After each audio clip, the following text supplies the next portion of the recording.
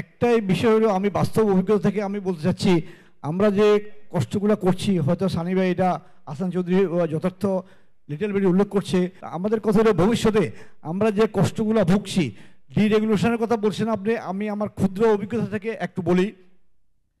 আমাদেরকে ব্যবসা বাণিজ্য সহজ করে দেন। আমি স্যারকে, আমাদের মহাসচিব মহোদয়কে বলছি, গভর্নর সাহেব সাথেও আলাপ হয়েছে, আমি বলছি আমাদের এখানে যে ব্যুরোক্রেসি এত মানে বিশালভাবে যার পাকে বসছে। আমি আমার একটা কথা বলি, ইকোনমিক জোন সরকার দিয়েছে, খালি আমার মানে কষ্টটা বলছি। ইকোনমিক জোন সরকার দিয়েছে 2015 সালে, বেদা থেকে প্রধানমন্ত্রীর দপ্তর থেকে ইয়াকে রেখে যোগাযোগ মন্ত্রণালয়কে আমার ওখানে একটা ব্রিজ এবং ওখানে অল্প সামান্য 1.7 কিলোমিটার রাস্তা করার জন্য। এটা দরকার লাগলে আমিও করতে পারতাম, যেহেতু ব্রিজ সংশ্লিষ্ট ব্যাপার।